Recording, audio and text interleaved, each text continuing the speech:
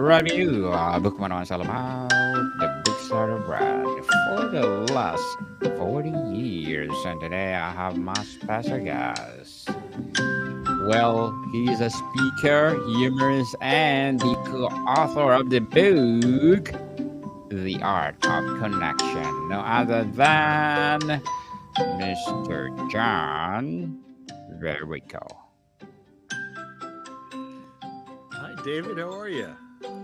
Welcome to Book 101, Mr. John. Can you please introduce more about yourself?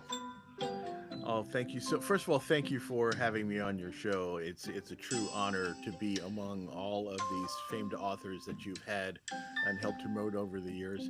I am a speaker, a coach, and an author, but I just retired relatively recently from 42 years in public service between working in the military and in government agencies, but not on the politics side. It was all about promoting the good work of the people who do public service.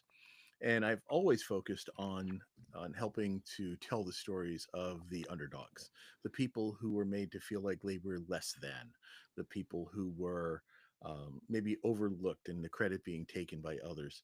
And so, although I did that as my full time job, that was also kind of my subtle mission in life. I was a bullied kid in youth and was made to feel like I was less than others. And I just decided to dedicate myself to helping others not feel that way. So, whatever I could do to help people to shine and to share their fire, to share their light, that's what where I would focus my energies. And I have found through multiple ways as a speaker, as a one-on-one coach, but in more recent years as an author, and mostly in compilation books, where I can join up with other authors and help people with messages of inspiration and abundance and gratitude and all of those things to help them to kind of find their way out of the darkness. Mr. John Verrico, thank you so much for sharing your knowledge and wisdom to the world. What inspired the fusion of connection and abundance as the central theme for Daily Codebook? I would say, I'm not the brain power behind the Art of Connection book series. That was Robert W. Jones. And he reached out to me several years ago and said, "Hey, I'm putting together a bunch of authors that we want to try to help people with messages of inspiration. And would you like to be part of it?" And I said, "Absolutely. Let's get out there and make a difference." So the book is a compilation of daily readings. Um, not quite affirmations, I would say, but more in depth. Sometimes there are little stories of how people overcame things. Sometimes they're just some perspective and advice. And so the first one that he brought me into was the Art of Connection: 365 Days of Inspirational Quotes. And then I came back the next year and it was on transformational quotes. And then last year's book was on gratitude quotes, and a subject very much near and dear to my heart. And then for 2025, the book that is on the street now is 365 Days of Abundance Quotes. And I think so often we don't realize the abundance that we have in our lives. We're always so worried about how we compare to other people. We look at things of what we are lacking, what we are missing, instead of what we already have, and how to appreciate all of that. And we're now looking forward to the 2026 book, which is going to be on resilience. And so we're actually looking to find authors who want to add their voice to that message as well. And I think it's going to make. I think in the climate of the world right now, especially, we need to understand about resilience. We need to understand about the abundance that we have in life and all of these things. And so that's why it was kind of a no brainer for me to be involved in this series. And I was so honored to actually work with so many authors, and 40 of them were people that I kind of brought together into the last book, The Art of Abundance. I'm sorry, The Art of Connection: 365 Days of Abundance Quotes. And so because of that, I was honored with the co-authorship of that book as well, just for being responsible for so much of the content. Mr. John, how did you and your collaborators define abundance beyond material wealth for this project? And that's just it. There's so many times we look at abundance it's just the same way we look at our legacy as our stuff, right? How much stuff we have, how much money we have, is our house bigger than the guy next door? uh, we're always comparing ourselves. As a matter of fact, that's what I actually wrote about in my one of my entries in the Art of Connection, 365 Days of Abundance quotes. And if I may, I actually even can refer to what I wrote in here, if I may. Go Uh, ahead. yeah, so, my quote to kind of start the thought off was that I don't need to blow out your candle to make mine burn brighter, because together our combined light can help each other eliminate the darkness for all. And the point I wanted to make here with that is to the fact that we're always trying to outdo the other person and think that unless we stand out, then we're not going to get any credit. So, what I wrote in the book was that why do we so often feel like we are competing with others and constantly comparing ourselves with them? We may envy something they have that we don't. Perhaps we think we're better than they are. We compare our body shapes, our lifestyles, and our stuff. But not everything is a competition in life. In the end, we all we want to do is survive and thrive, and it doesn't have to be at someone else's expense. We live in a world of great abundance and one of dire poverty at the same time. A few hoard all the resources while others are in need. When a storm is approaching, some people buy up every gallon of milk and every roll of toilet paper in the store, more than they can possibly use themselves, not caring that others also need those supplies. I remember as a child, my grandmother used to say, "Eat your peas. Children are starving in Africa." Well, I hated peas, and I thought, well, heck, just send the peas to Africa.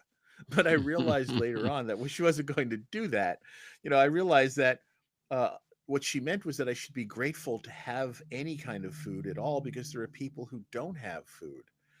And that reality instilled in me an ethic of sharing and not being wasteful. Share your light. Don't compare its brightness. And every lumen counts.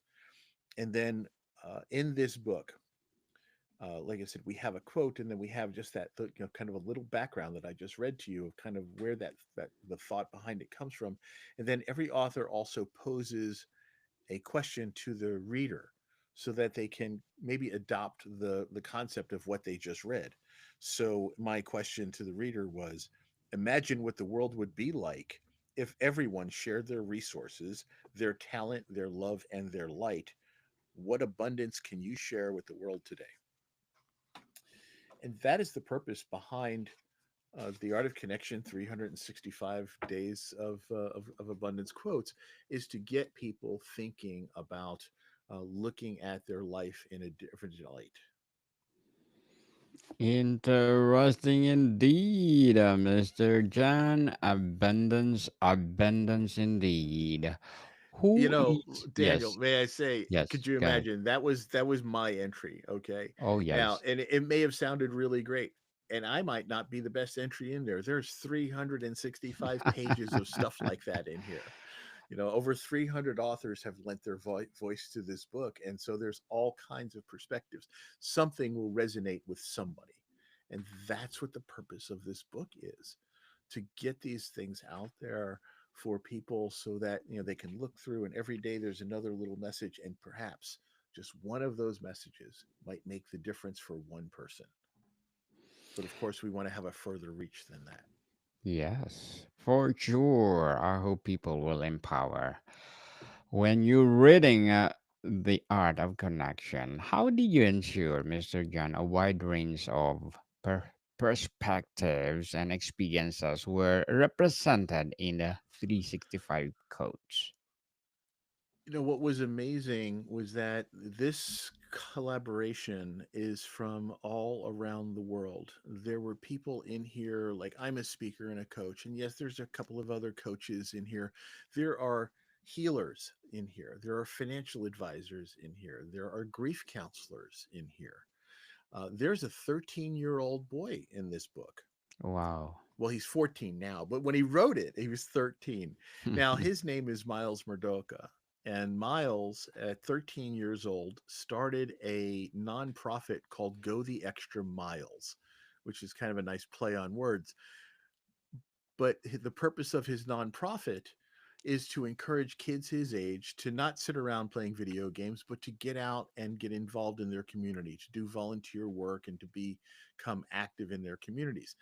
This is the mind of a 13-year-old child, but yet we were able to get him and brought him into the book so he can share his perspective.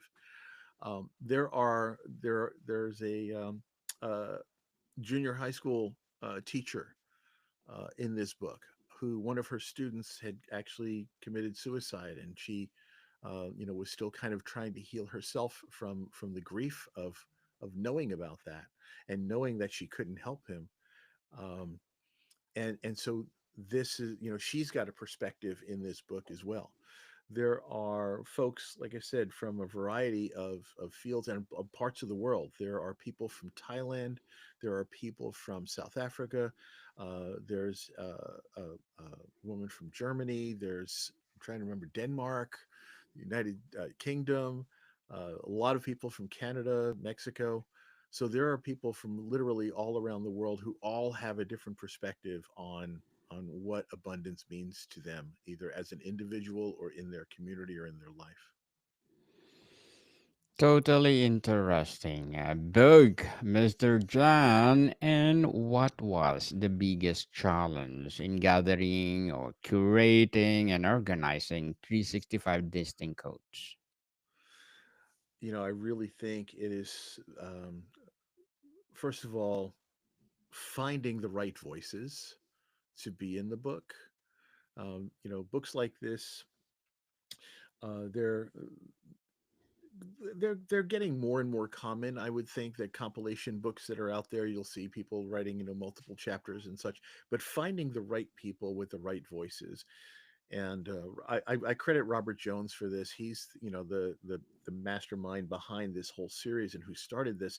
But he worked really really hard to really seek out heart centered, like minded entrepreneurs and influencers. It wasn't just anybody could be in these books. We really wanted to get voices of people who had that right perspective in mind and wanted to be in this book because they wanted to help make a difference for others, not because they wanted to get a name for themselves.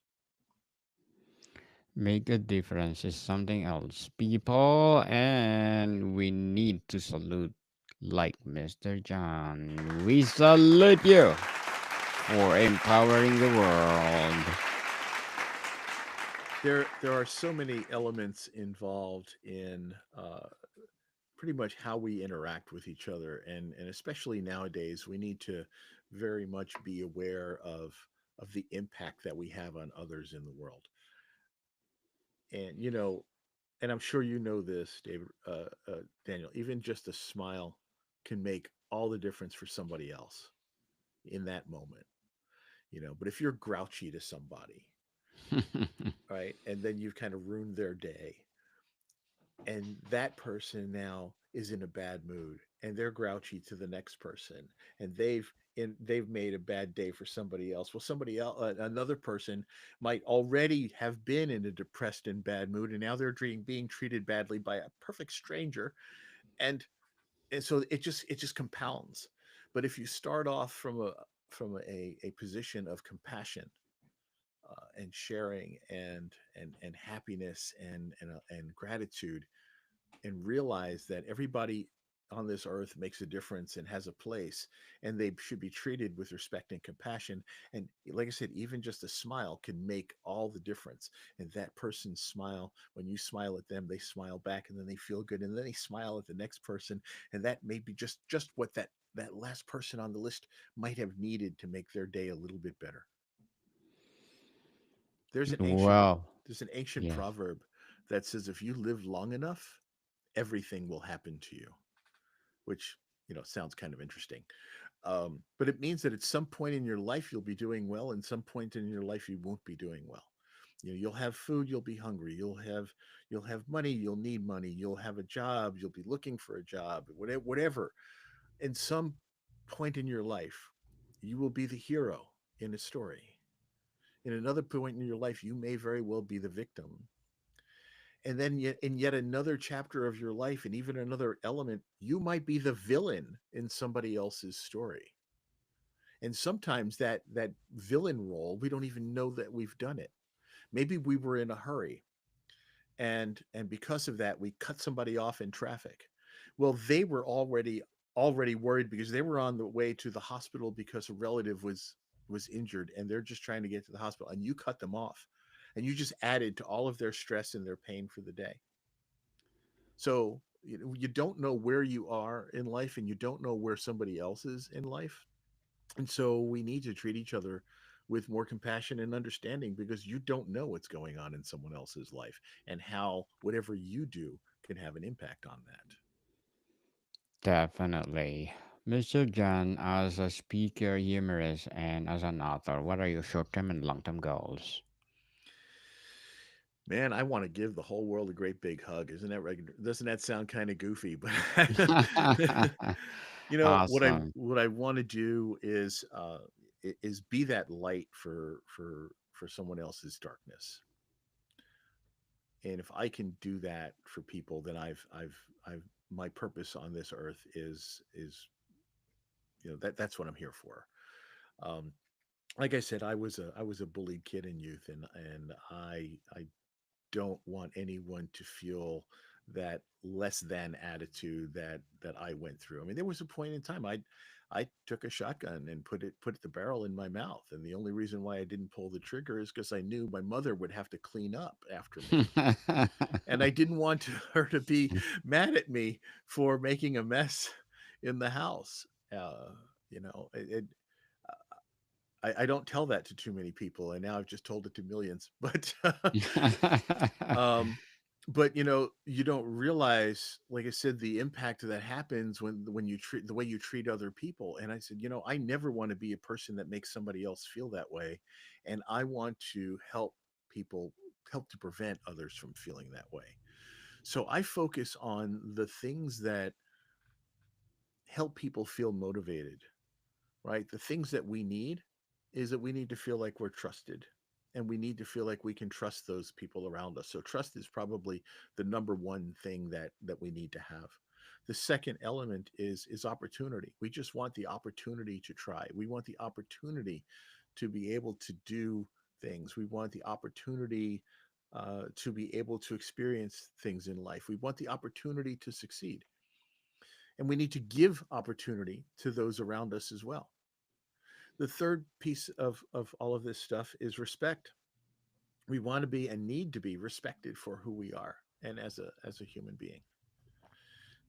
The next piece that I focus on, and probably one of the stronger pieces, well, they all strong, is communication. We need to communicate with each other, tell each other how we feel, tell each other what we think. You know, and in the workplace, you know, this whole uh, I don't know if you heard of the "bring me a rock" syndrome, right? It's Mm. like the boss wants something, but they don't really define what it is they want, and invariably you're not meeting their requirement, and you just like you don't know what they want. So communicate. Let's get along. Let's explain things. Let's talk. Open, honest, authentic communication is critical. And then the final aspect of all of this, and probably actually the most important next to trust, is humanity, and understanding that each and every one of us is a human being. We're not just a worker. We're not just a, um, you know, somebody in the coffee shop. We're not just an executive. We're not just whatever it is that we define ourselves at. We're a whole human being. We've got lives. We've got worries. We've got trials, tribulations in our life. We have successes that we want to celebrate. We're actual human beings. And that humanity is a key factor that seems to be forgotten way too often. But when you put all of those things together, trust, opportunity, respect, communication, and humanity, I used it as my acronym for the word torch. Mm. A torch is that light that we bring to others. that helps them light that motivational fire inside of them. When we have trust, opportunity, respect, communication, and humanity, we can feel motivated. And when we treat other people with that way as well, and provide those elements for them, they are able to feel motivated. They are able to feel better about themselves. They are able to perform. And next thing you know, it becomes, just like any fire, it spreads Yes. Spread like a wildfire. in a good Be- way. Beautifully, in a good way. Beautifully articulated, Mr. John. Very well said. And good luck. Good luck to your goals and hoping for more and more and more success. What would be your piece of advice for those people want to be a speaker, humorist, as well as the light of the world? I would say be your authentic self. We were so tired of people who put on masks, people who hide themselves. I think if if you are a different person in one environment than you are in another, then somewhere along the line you're not being true. You should be as real. Um, now, now let's just say there are people who are authentic buttheads, you know, but but you want to be in character. You want to be open and honest and even a little vulnerable, because I think we relate to each other on a vulnerability level. We relate to each other not on our strengths, but on our weaknesses and vulnerabilities. When it comes down, if you were even to look in the business world, people don't do business with businesses. They do business with people. They, we do business with people that we know, like, and trust. We go to the restaurants that we get treated like friends. uh, Hi, how you doing, Daniel? Would you like your regular table today? Right? Wouldn't it? People say, "Oh, here's your coffee." Right? Right? They already know what you like, because, and you may go there. The coffee might be lousy. The food might be only mediocre, but you'll go there over and over again because the service is good and they recognize you as a human being, and you like them and they like you. Whereas you can go to the one of these posh restaurants where the food is just super good and very expensive and oh so elegant, but they treat you like you're, oh well, you're going to eat here. Which credit card are you going to use? You know, uh, get out of here. Just don't be pretentious. Be human. Be real. You know, Yes, be real, people. And how does the physical book enhance the experience compared to consuming codes online? I'm sorry. Say that one more time. I didn't hear you. How does the physical book enhance the experience compared to consuming codes online?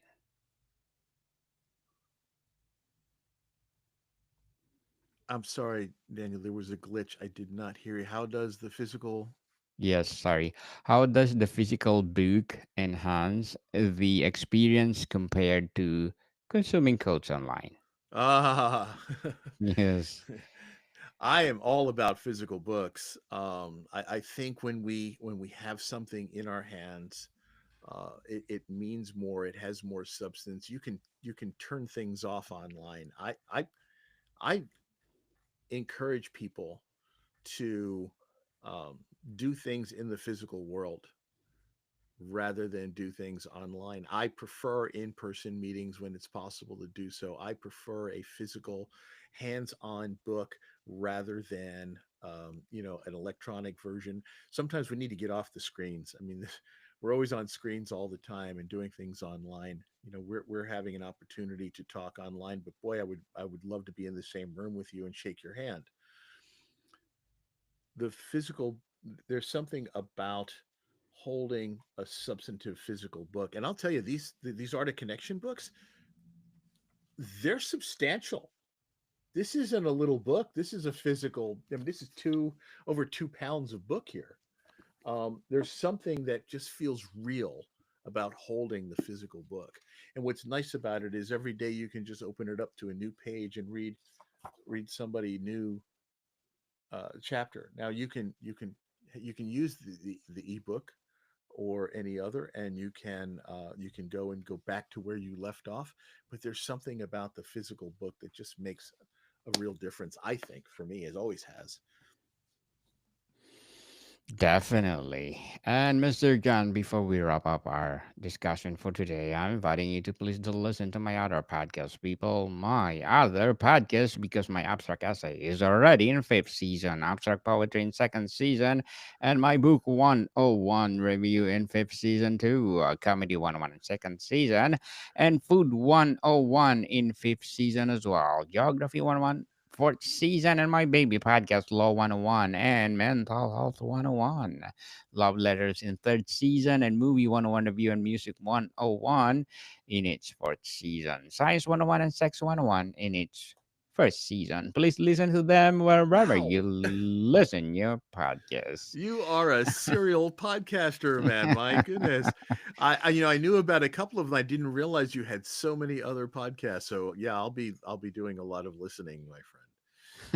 Thank I you, would Mr. like to John. offer the opportunity for anyone who is interested and thinks they might want to be an author or in the Art of Connection 365 Days of Resilience quotes. If you have a Yes. message of resilience, please reach out and I can show you how you can be part of this next book experience. It was quite the experience to put out the book on abundance and the previous chapter, the previous editions in this.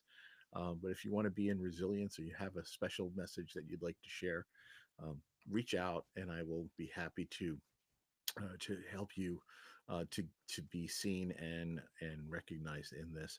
We did a fabulous promotion in Times Square last year or earlier this year for this Nice. book.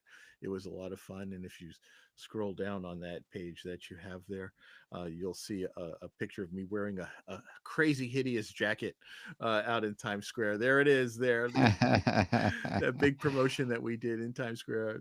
But that we were celebrating the fact that the book went international bestseller in multiple categories. So it's been a great experience. But if anyone wants to, maybe an author who's in between books or somebody who would like to, maybe for the first time dabble.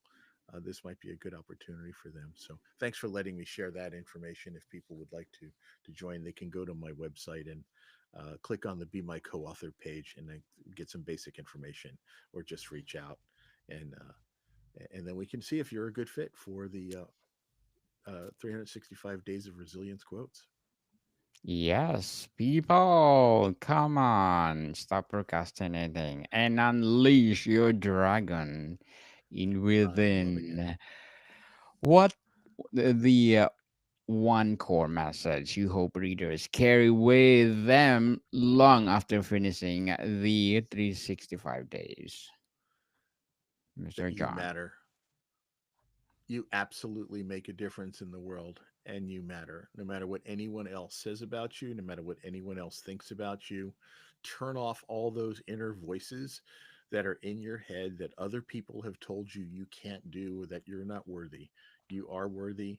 You have abundance in your life, and I hope that uh, if you're not finding it on your own, that you can find it within the pages of these 300 and some odd authors who've contributed their perspective, and maybe one of them will resonate with you and you can realize the abundance that you have in life and that you do matter and make a difference.